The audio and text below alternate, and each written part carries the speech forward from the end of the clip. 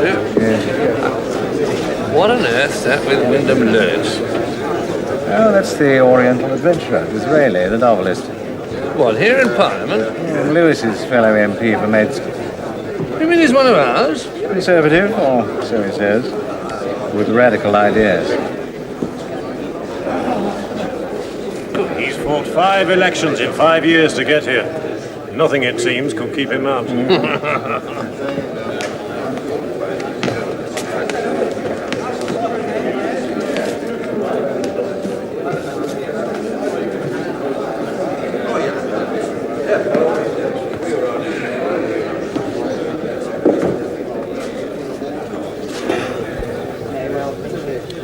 In Parliament 1 minute, and the backbenchers aren't good enough for him.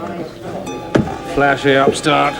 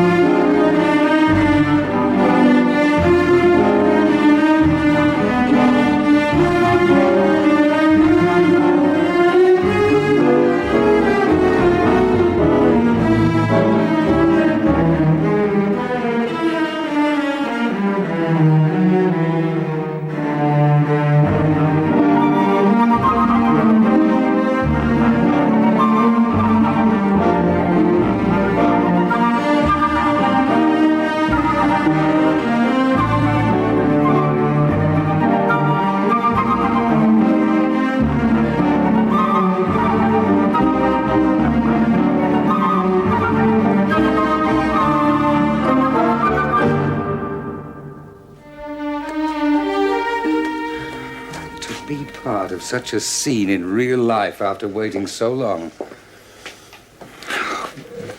Perhaps you. Yes, perhaps you are the only one who knows how I felt. Oh, I'm so proud. Who's going to form the new government? Peel? No, unfortunately. We outnumber the Liberals in Parliament, but the Irish and Radicals will vote with them and keep them in office. Well, then you must attack. Split them up. Oh, I intend to as quickly as possible. Oh, your maiden speech. Oh, how I wish I could be there. I've composed it already. Is that possible? There is due to be a debate on the reforms in the Irish electoral system. Now, Daniel O'Connell is bound to speak, and I shall follow him. But, I mean, he's your bitterest enemy, is that wise? But the whole House knows that. It's very important I make a successful speech as quickly as possible. Oh, the impact of this one will be tremendous.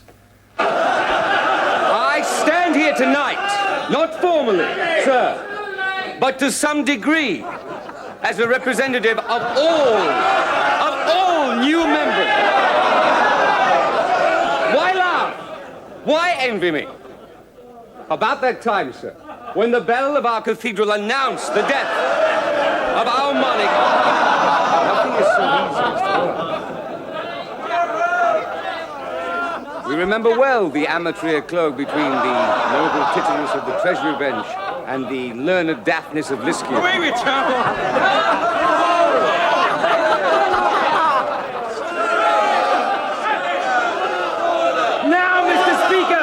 We see the philosophical prejudices of men. No, I'm not surprised at the reception. Go home! Sir, I must say,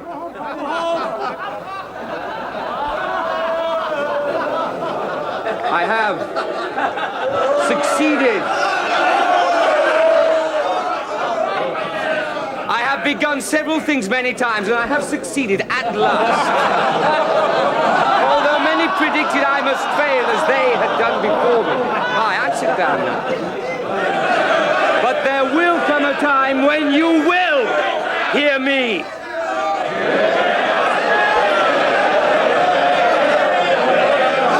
Stanley! In the observations I am about to make, I shall strictly confine myself to the question at issue. Which is not to say that I will not prefer... I really don't see what all the fuss is about. Really? It was just a speech. He must have made hundreds. Yet never one so important. In what way, Mr. Gladstone? Well, you see, ma'am, one may speak well on many occasions and in many places, yet fail when one tries to speak in Parliament. That's why a new member's first speech is so important. Well, it ensures that when he rises again, he'll be listened to. Oh, no wonder Dizzy's so disappointed. No, my boy. Peel said some of the party were disappointed, but not him. He said he thought you did the best you could in the circumstances. He was being kind. God. I can't believe it. Oh, my stars. What is it?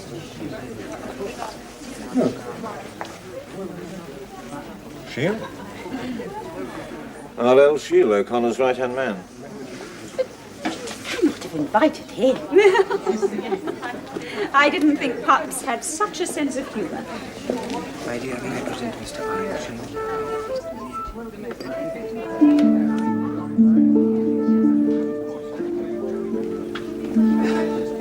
I don't believe you two know each other. Only by sight.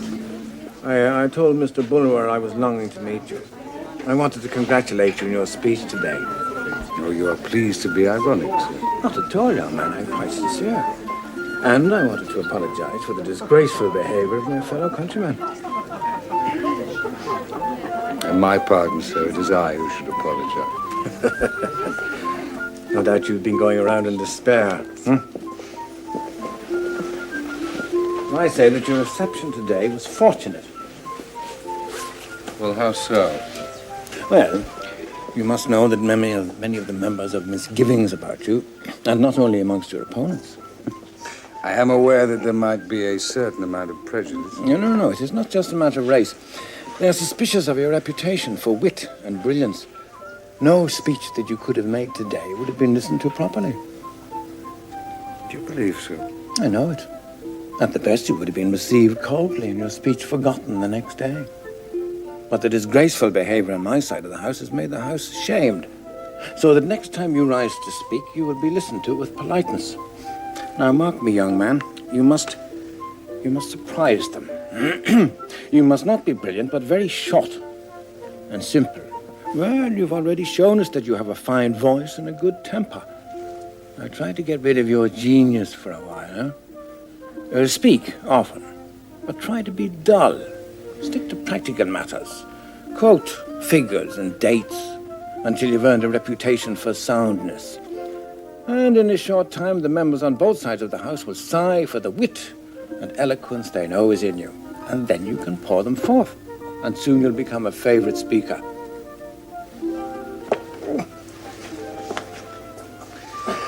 I'm deeply grateful. It's probably the truest piece of advice I've ever had.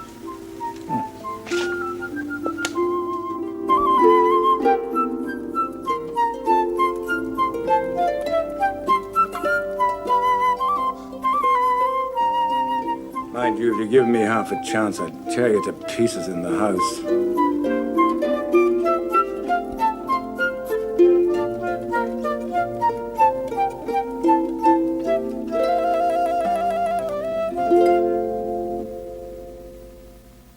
Wyndham and I so enjoyed our visit down to your family. You know, it's a pity you can't visit them more often. It's like an oasis of calm down there. I always come away feeling refreshed.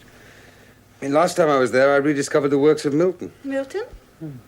I wandered through the woods reading Paradise Lost aloud. What language, what a sublime concept. Paradise Lost, is that a poem? I must make a note of it. And now you're plunged back to the prose world of politics. Headlong.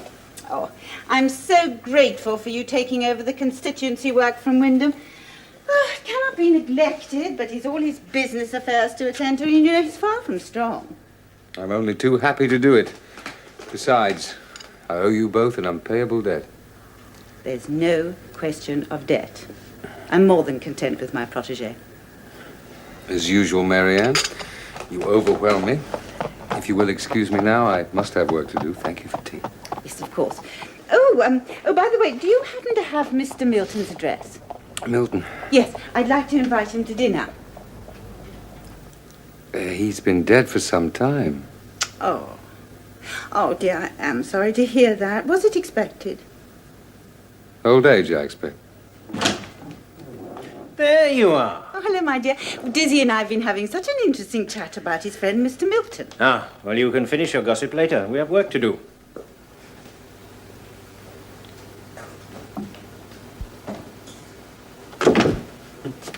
Marianne had never heard of Milton.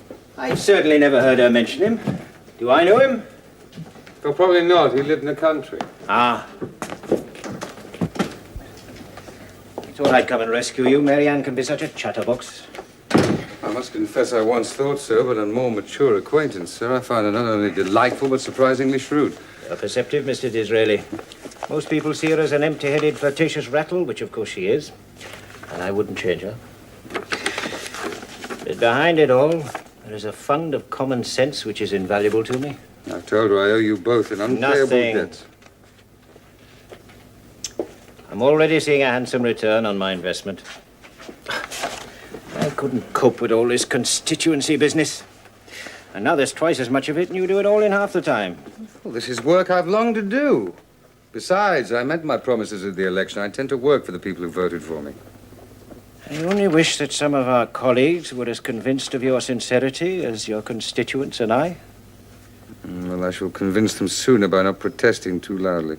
Oh, but you must be heard. The radicals think they've silenced you for good. Well, they will soon learn the mistake. I intend to speak in the debate on the author's copyright bill.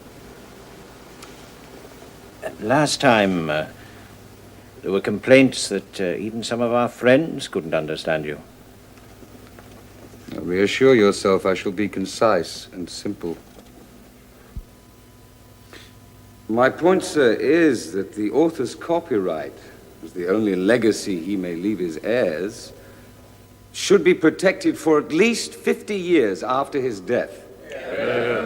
Now, it has been the boast of the Liberal Party that during the many brilliant periods of our literary annals, they have been the patrons of letters. And it would be very honorable for the present government if, under its auspices, it is succeeded by legislative protection.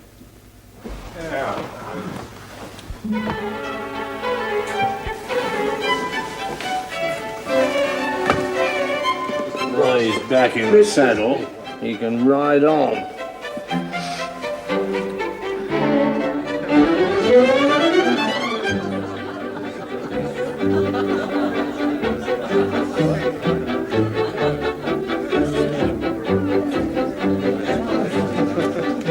So, Peel has not taken office after all. But why? Pride, Count d'Orsay. No other reason than because Queen Victoria would not change the ladies of her court for the wives of those husbands who support him. Neither he nor she would give way. And so Dizzy has lost his chance of opposition. No, depend on it, Count d'Orsay. If Dizzy keeps up his new reputation as a serious, practical thinker, he must be given office when we next form a government. Tell me, Dizzy, do you not find all this praise turning your head? Or do you take it with a pinch of salt? Dear Selina, to me it is like water in the desert, where salt is the last thing one needs.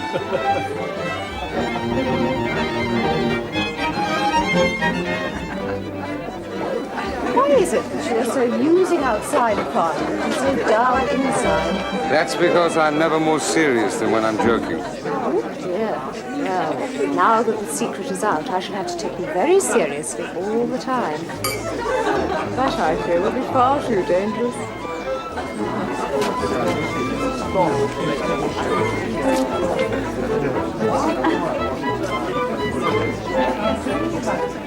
Ravissant. You are in love with her? Of course, and with half a dozen others. But you are not about to propose? Nothing's further from my mind. To tie oneself perpetually to one woman. Besides, it takes money to support a wife, Alfred, and I have less than none. Each year I borrow money to pay the interest on last year's debts, and each year the mountain grows bigger. For all of us, my friend. But, you know, you could solve your problem so easily. How? You could take the inevitable step by marrying an heiress, someone like Selina. She is obviously attracted to you.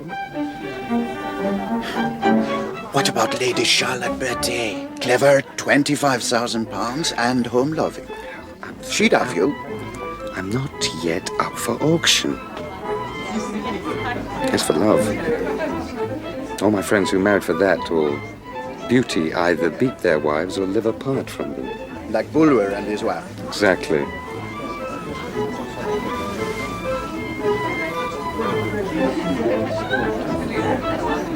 I may commit many follies, but I never intend to marry for love, which I am sure is a guarantee of unhappiness.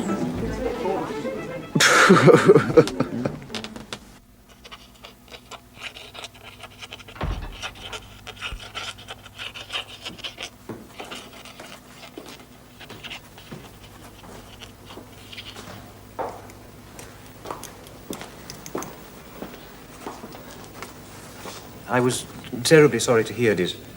What about? Don't you know? Wyndham Lewis. Wyndham? He is dead. When? This morning. Heart attack.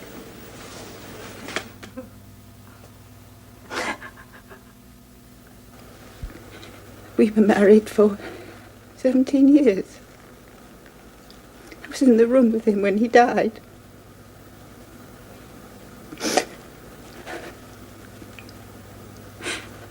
He was so close. All I can see ahead is loneliness, emptiness. Marianne, you are too young to feel that life is over, that all happiness died with him. I assure you that in myself and my family you have sincere friends who have loved you since our first acquaintance. So grateful. So was Wyndham for your attention to me. It's not just gratitude on my part. It's an appreciation of the qualities I've come to see in you, the kindness and sweet temper that will make me always your friend.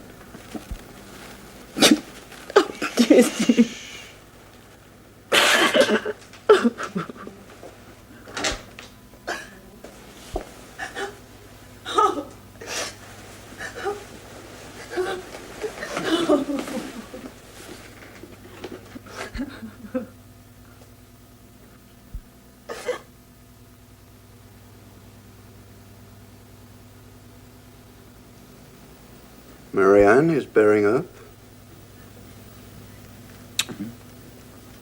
From her letters, I'd say she had recovered her spirits wonderfully. Where is she now? Oh, she's in Wales, attending to all Wyndham's business affairs. Well, at least they left her well provided for. Very well. And so, my friend, your prayers are answered. Prayers? An end to your financial problem. The answer all along was to find a rich widow who would... Mary Ann? She's 45 or 46, 13 years older than I. Yes, but she's very rich and pretty and young for her age. And you like her? Yes, I do. I admire her to an extent, but... Well, then... Oh, it's ridiculous, Alfred. She's never showed me that she would expect anything more. Oh, no. How many years she tell you she been married, huh? 17? By my reckoning, it must be at least 22. You don't need me to tell you that a woman who at such a time is careful still to conceal her real age must have done so for a reason. Huh?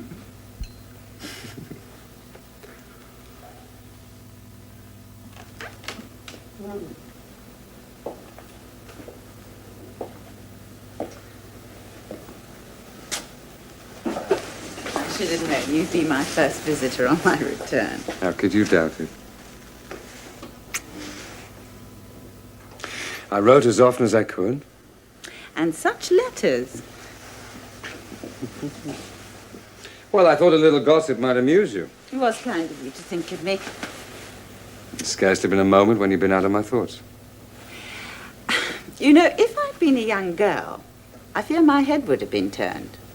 Why? Well, I mean, at first I read your letters out loud. They were so amusing and charming, but later I could not. Why's that? Well, they were more the letters of a lover than a friend. Well, perhaps because that is what I wish to be, and not only a lover, but a husband. But you cannot mean... I do. Surely you cannot be surprised. You must know I have the most profound admiration for you. Oh, yes, as a friend, but you've never thought... Oh, but I have, long and deeply, Marianne. Your heart is made to seek another with which it may beat in time, and so is mine. Please. Oh, now, we could spend months, years of needless loneliness unless I speak now. Now, I offer you constant companionship and unchanging devotion if you will marry me. What can I say? Oh, no, it's too soon. Love is always unexpected. You know my feelings for you have always been... I'm confused. I need time. I beg you for an answer. Now, I couldn't possibly think of marrying again so soon.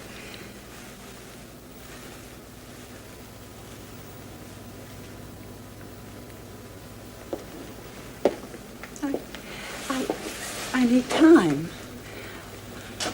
Well, to consider your offer, to learn your true feelings. Oh, they will not change. My heart is pledged. But I must have a sign.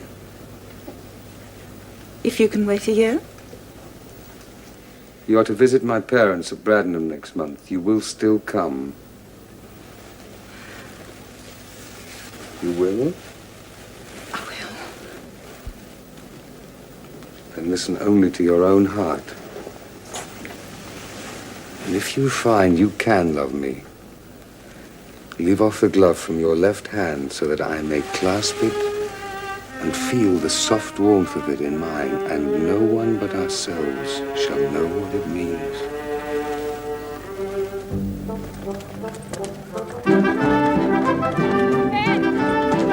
They're here! They've arrived!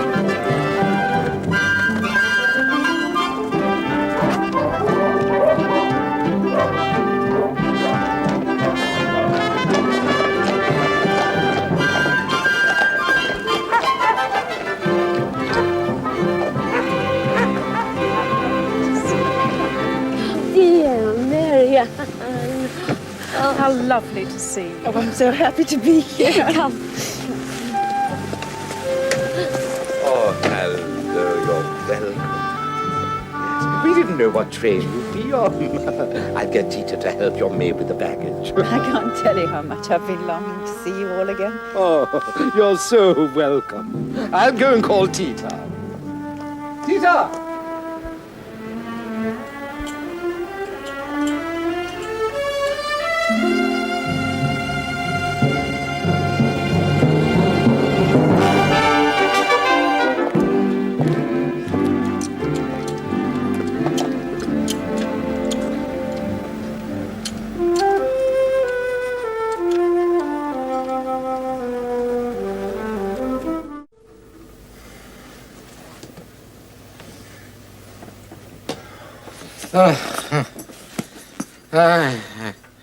I got through so much when Mrs. Lewis was here. Every morning she read to me. Doesn't your magnifying glass help? No, it's no use. The letters, they blur and dance. Oh, bless me, though. My memory is as good as ever it was. What was the trouble with your committee at Maidstone? Oh, the usual money, but I raised it. I see. From Mrs. Lewis? Yes. It's a pity. I hope you're not committing a great folly, Ben. There is no fiercer hell on earth than a loveless marriage. I know exactly what I'm doing, Father. I know. But it's not you who I am concerned about. It's Mary Ann. She's gentler. She's vulnerable. Father, will you believe me when I tell you that my only fear is that I might not make her happy? Well said. Yes. But there are those who will think that your main interest is her money. Oh, it's not as much as I suppose, nor as the world imagines. I see. And yet you still continue as her suitor. Even more. Yes? In these last few months, since her visit, I find I cannot live without her. Now, I know she's silly, frivolous. I don't care. It's a strange kind of love, Ben. Strange. You're an enigma. Even to me.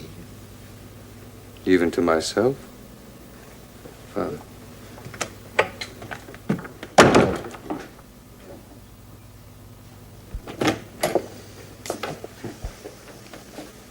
Is he all right?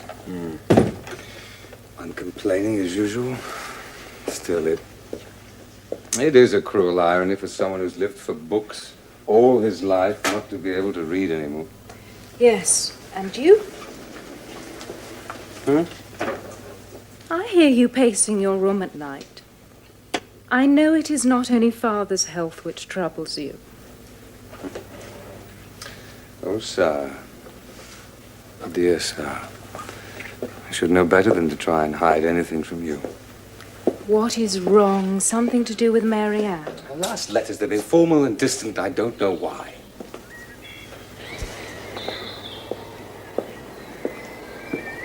Her letters to me are the same as ever. There is one thing. Oh, what? She seems to be seeing a great deal of Mrs. Bulwer. Rosina? Since she and her husband parted, Mary Ann has often mentioned how cruelly he treated her. But everyone knows Rosina is mentally disturbed. She even appeared on the election platform to accuse him of infidelities everyone knew were untrue. Well, she has succeeded in convincing Mary Ann that she is a martyr and her husband a callous monster. Me being one of Bulwer's closest friends. I've been a fool. I must get back to London. But his letters have been so ardent, so loving. He longs for your 4,000 a year. Yes, but he knows that in this house is all I've got. And that it could never come to him. I mean, he knows that. Has he not told everyone you're to be his wife? Well, that proves that he's serious. All our friends now expect it. Oh, yes.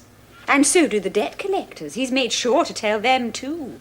They would not press him so hard, knowing he's to marry into money. Is it your custom to walk in unannounced? Since when do I need to be announced in this house? And since when are my actions accountable to you, madam? Are you going to let him speak to you like that under your own roof? Now, Rosina, please. Very well. I shall not call again until you send for me. I only hope that by then you may have learned whom you may depend on.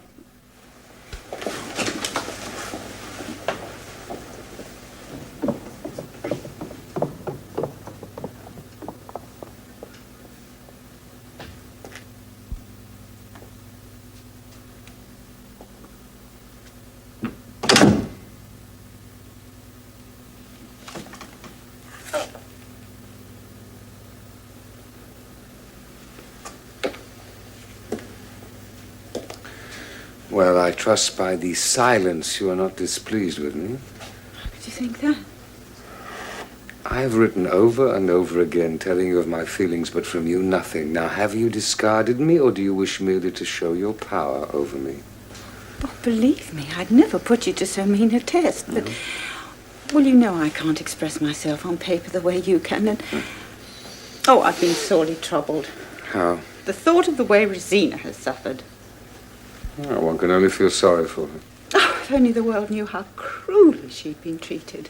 Her husband brings his mistresses into her very home. Everyone knows Rosina's stories are all lies. But how can you say that? Because I have seen Bulwer's despair.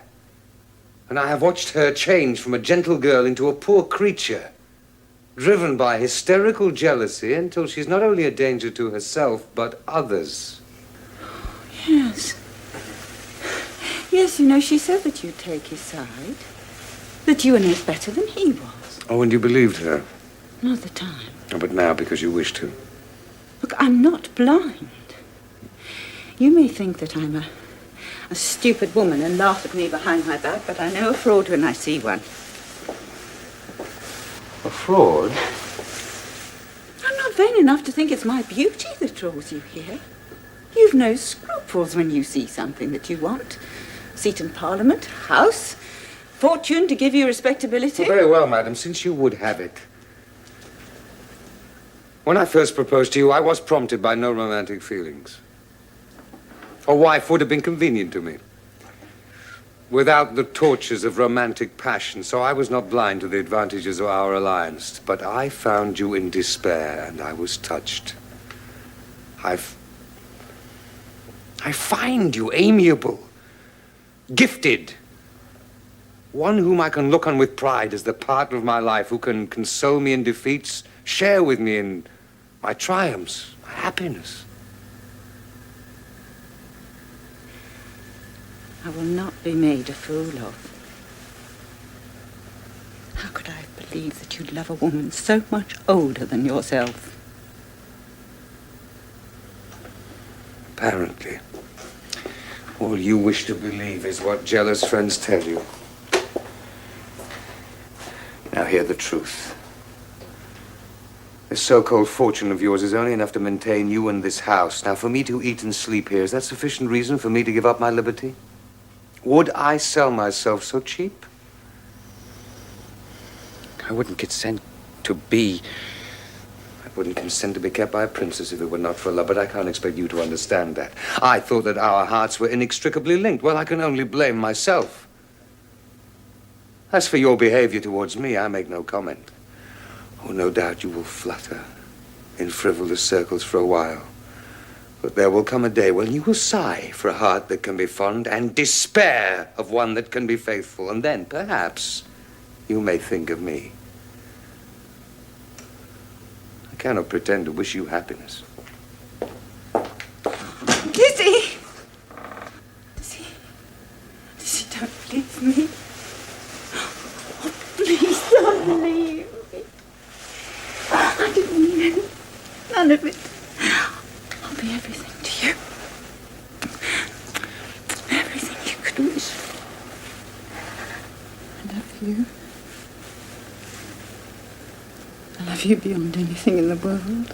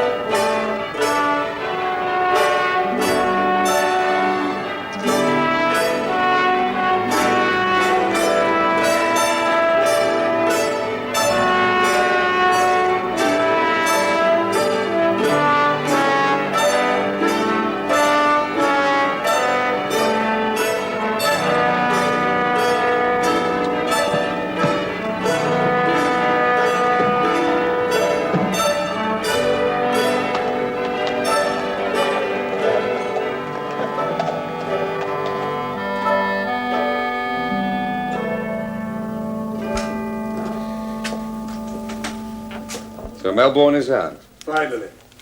And now Peel has agreed to form a government. Has he sent for you yet?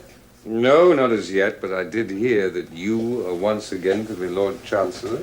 Yes, I hope to show there's still some life in the old dog yet. I couldn't be more pleased. And you? Mr. Gladstone? Vice President of the Board of Trade has been mentioned. Nothing definite as yet. Oh, Catherine will be proud. It's my sincere congratulations. Well, we just looked in to see if you had been sent for, Dizzy. Your servant, Mrs. Disraeli. Patience, eh? There are still some posts to be filled. Too many, I fancy. Don't bother. We'll see ourselves out.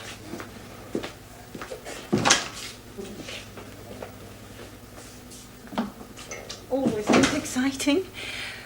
Sir Robert sitting in Downing Street choosing his team, waiting to hear what you'll be offered. But Lyndhurst is uneasy, I could tell. Now, what's the matter? I should have heard by now.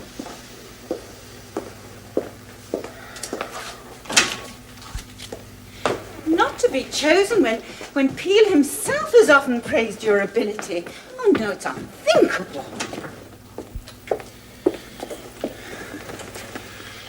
I have only been able to bear the struggle, the prejudice, in the hope that one day I would be given official recognition by my own party. To be passed over now would be overwhelming. Oh, no, it's too unjust, my darling. Peel must know that. I wish I were so sure. What can you do? Humiliate myself by writing to him and asking him not to destroy my career. You must write. I've been fighting against it all day. What does pride matter? There's no one else to speak for you.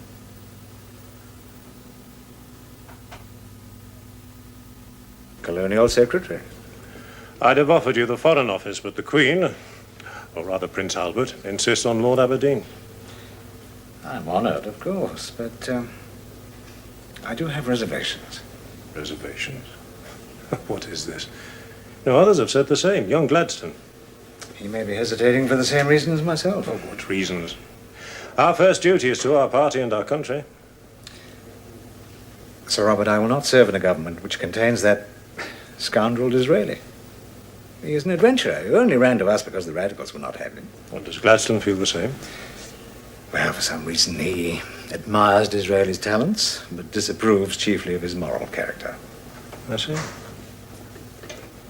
Well, let us not decide anything in haste.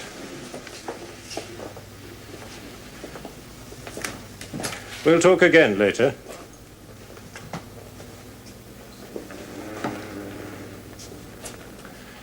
Very difficult. I've had a letter from Disraeli, surprisingly humble. And another in secret from Mrs. Dizzy, urging me not to destroy her husband's hopes. As he really should be given some recognition. This has just come by special messenger from Peel. I nearly opened it myself.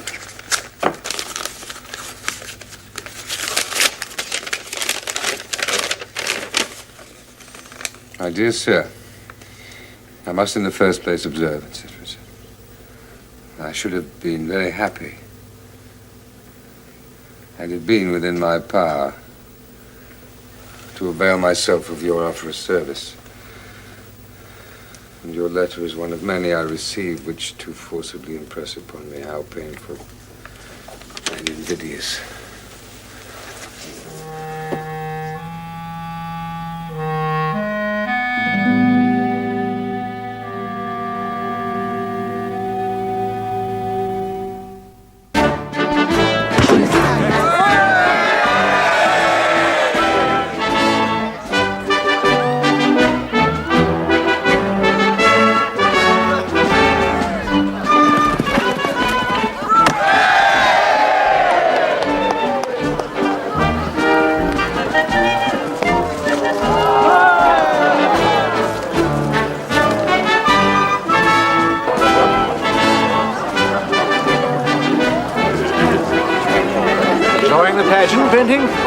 Not particularly.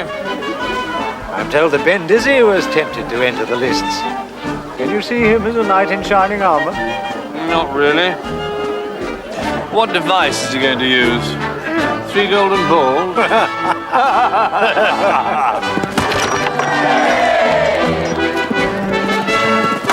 Oh, well hit. of this mock medievalism, Dizzy? We lament the passing of chivalry. Why not attempt to revive the ideal? Oh, if only it doesn't rain. It's amusing enough, I suppose, but of no real value. Oh, not in practical terms, no. Not in terms of the price of bread or a pound of sausages, but it reminds us of the principle that property has its duties as well as its rights. The protection of the weak by the strong. I might have known you'd take the poetical view. It certainly appeals to our friends, Young England. A nickname given to 4 very young, well-born MPs who were all together at Cambridge. Conservative? Unfortunately. They preach a romantic vision of the monarchy ruling through an enlightened aristocracy, that kind of thing. Absolute nonsense, of course. Well, not necessarily. Not if it could be achieved. Well, it can't be, Dizzy. It's as impractical as this galliloafer here today. Oh! Oh, at last!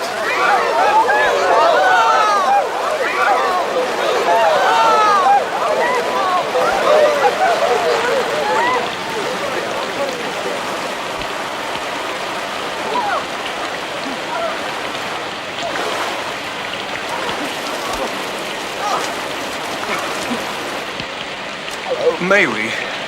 Oh, please. Oh, my dear, you remember George Smythe? Oh, yes, of course. Isn't it a dreadful day? Oh, what a pity the tournament's been spoiled. It is indeed, ma'am. You could almost say, well, that it was a washout. May I present my colleague, Lord John Manners?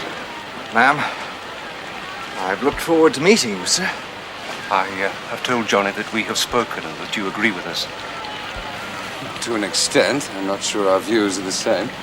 Well, basically, we believe, like you, that conservatism should be progressive and dynamic. We are convinced that a ginger group, speaking and voting according to its beliefs, could help to shock our party out of its fear of progress.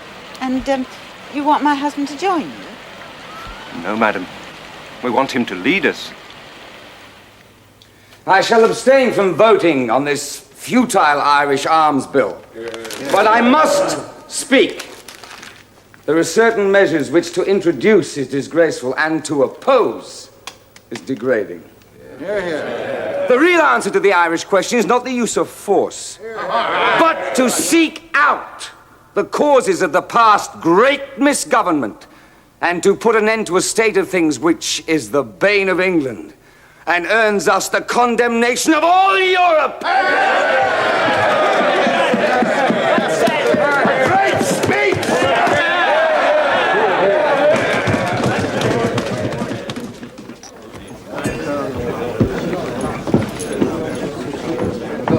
It's outrageous. Popish should attack their own government. They must be brought to heel. Younger men, young England can be. Disraeli's the only dangerous one. He's put them up to it. He should be driven from the party. And from this club. He should never have been allowed into the Carlton in the first place. We must be careful not to make too much of it. It'll make him seem more important than he is.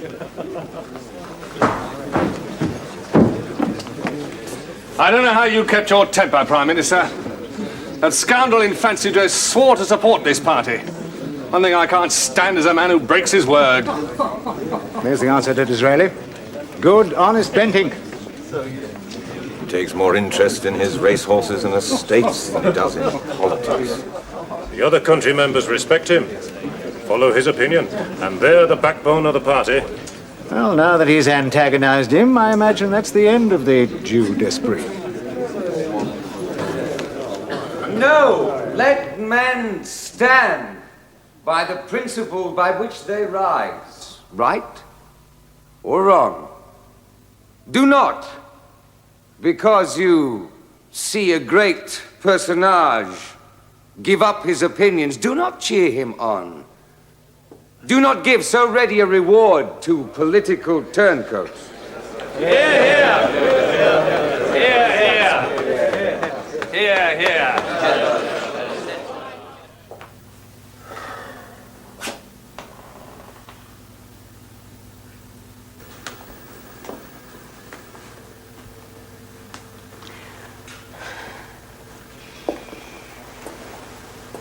I thought you would be asleep.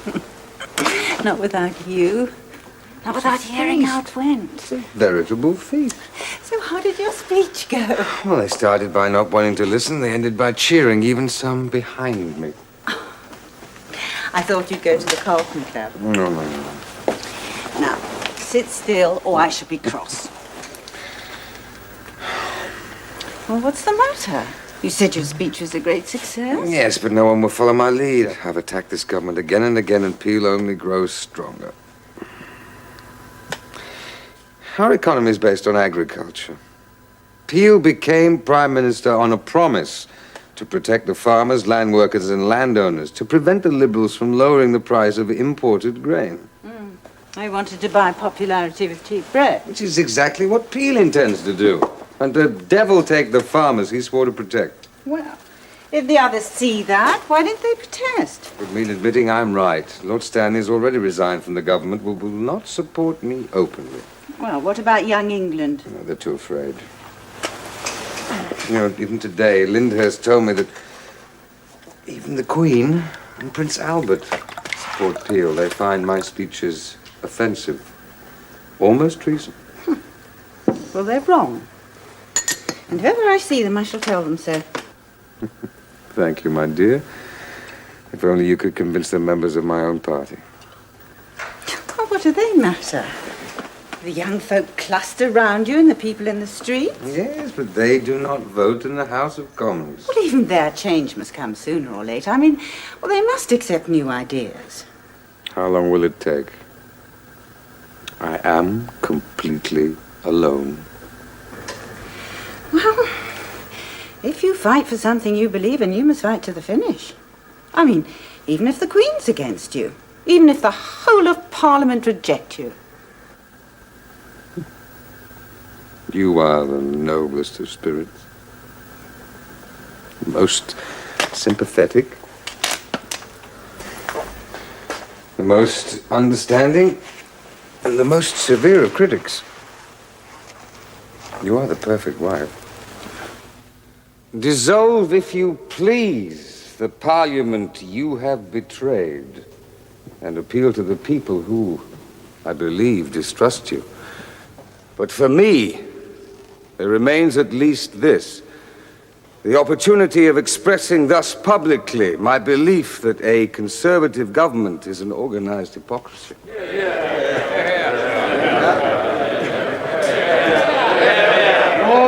George Bentinck. Sir, when the honourable gentleman who has just spoken predicted and denounced in the last session the eventual defection of the Prime Minister, there was no member of the Conservative Party who more violently condemned the attack as unfounded or more readily opposed the attacker. Now I must rise to support him. The trust which I held sacred has been betrayed. To abolish protection to which we are pledged is dishonourable to the Parliament as well as to the government.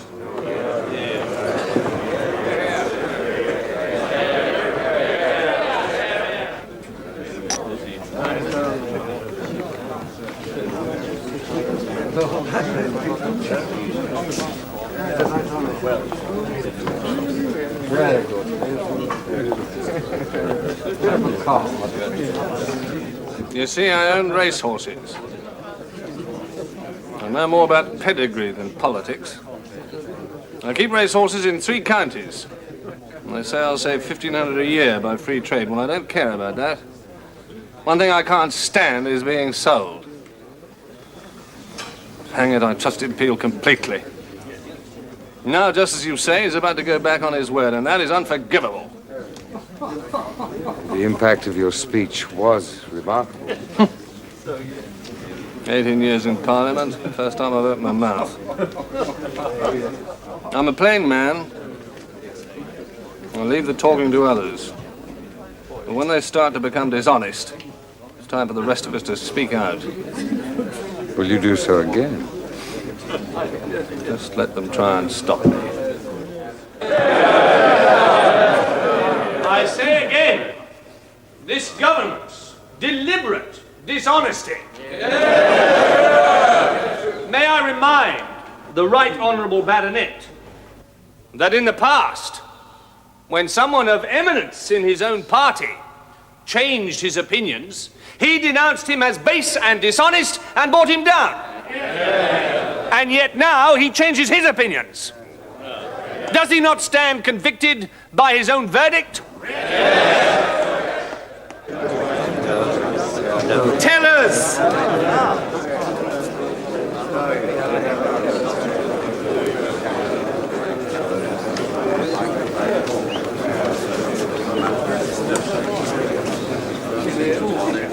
For one who claims to be no speaker, you've developed a powerful command of the House.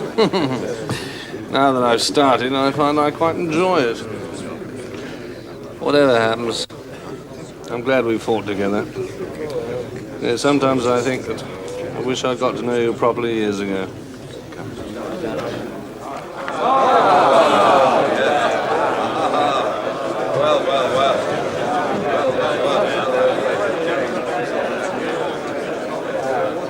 Order up! Order up! The ayes to the right, 327. The noes to the left, 229.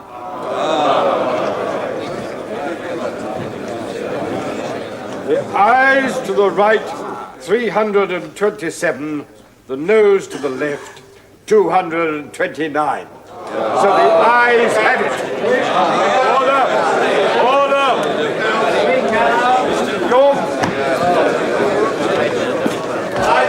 All that work for nothing.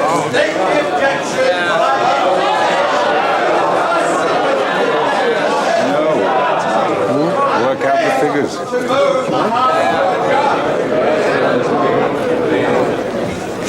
All the Liberals and Radicals would go with the government for repeal. Yeah? But with a majority of 98, that means Peel got 112 Conservative votes. Over 200 voted for us.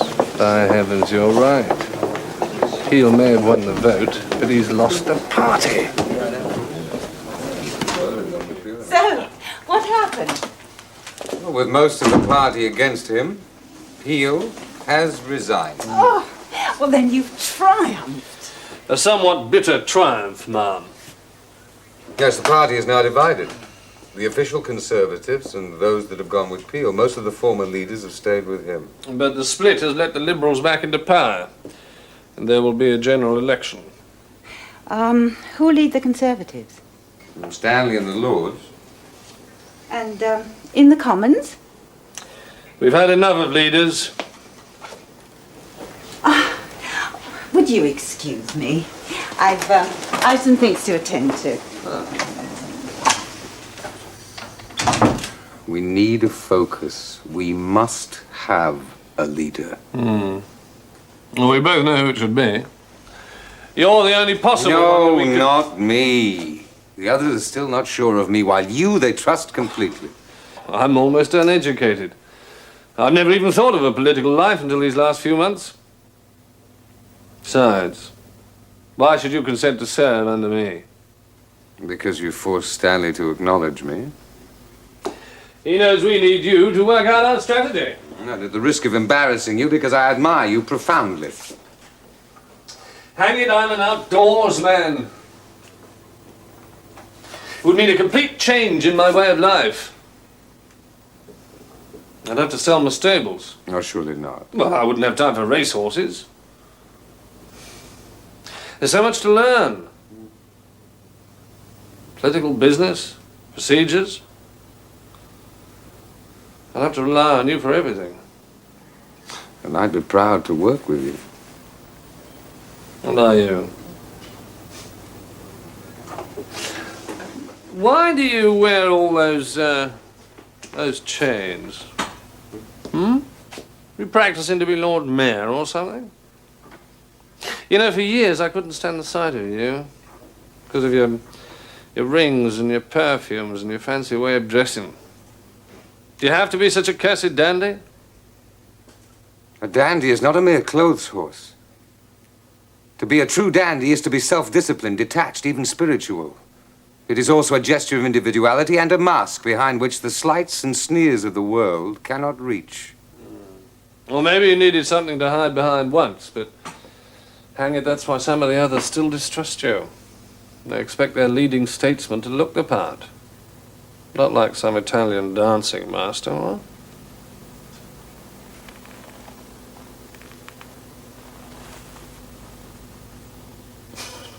The intolerable delay in the making of progress on the proposed turnpike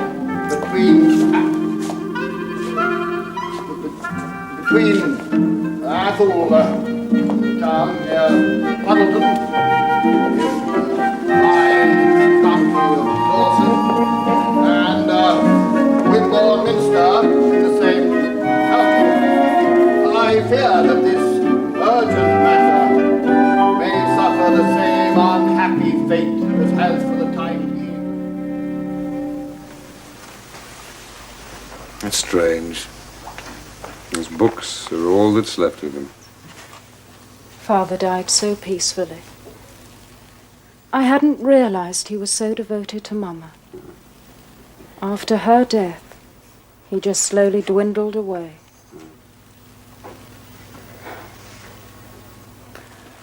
Oh, I wish I could keep the house on.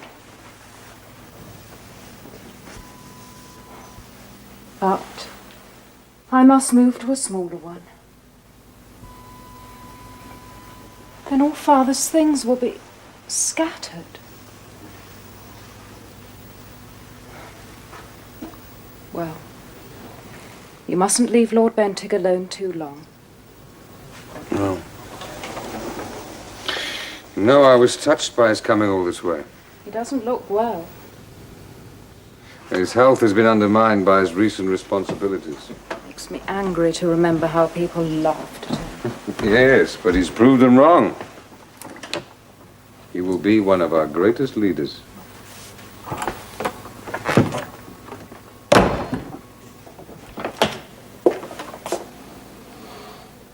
Is your sister all right? Yes. Very calm. She'll join us presently. Good, good. Glass of Madeira. No, thank you. Send me to sleep. I've still got some memoranda to look at later. Let it wait. Sleep might do you good. I can't. I'm thinking about Surplus. Oh, yes. Surplus. Your horse won the Derby. Thank you. All my life I've wanted to achieve that, you know. And Surplus wins it.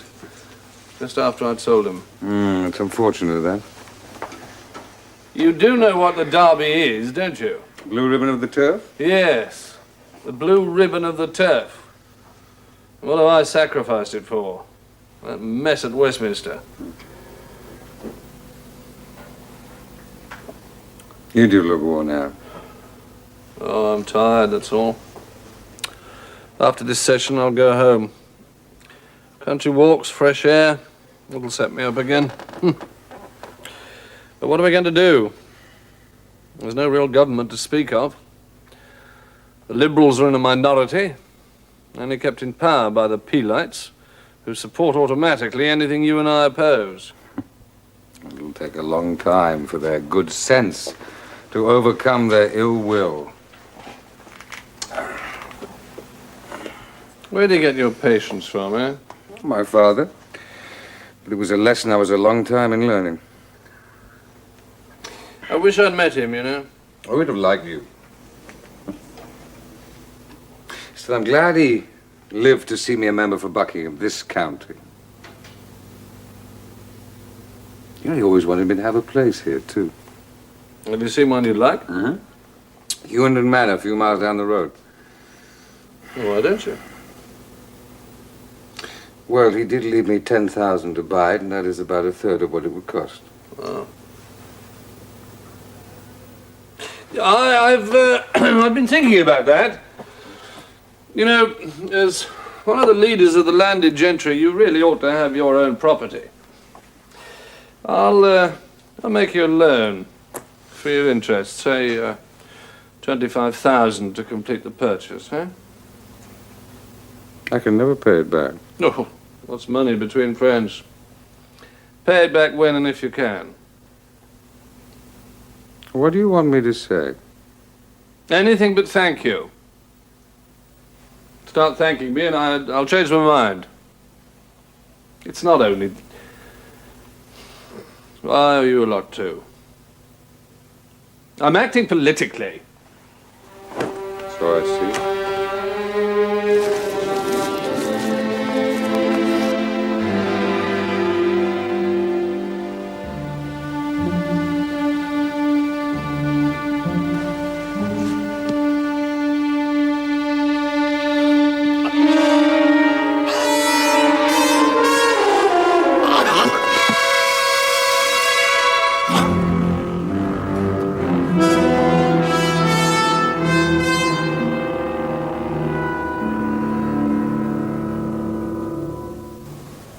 I tell you, Mr. Disraeli, I don't know what to do.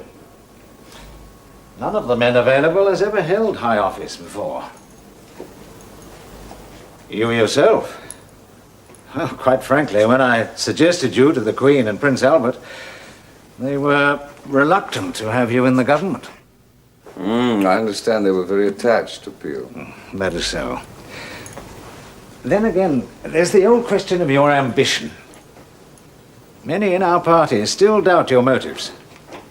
In short, they distrust everything except mediocrity. That may be so. Then let me make your task easier, Prime Minister. I am more concerned for my country than for myself, and more devoted to my party than to my own ambition. If after 15 years' faithful service this is still not acknowledged, then it is better for me to retire from the struggle and make way for someone more acceptable to the Crown and to Parliament. Oh, there's no need for that, no need. I wish to offer you the position of Chancellor of the Exchequer. Next to you, that will be the key post in the cabinet. Will you take it? I know little of finance. Oh, no one does to start off. They give you the figures, you'll soon learn. Well, I must warn you that Peel's old followers will unite against any government that includes me. I'm prepared to risk it. For the sake of a man who's deserved far more from his country and his party than they realize. And has certainly deserved more from me.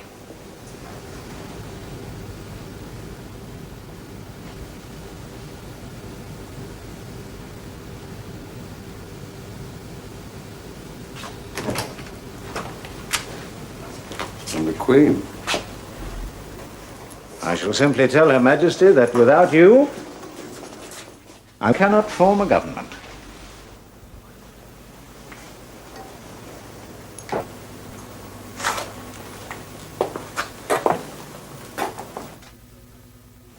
Mr. Benjamin Disraeli, Chancellor of the Exchequer.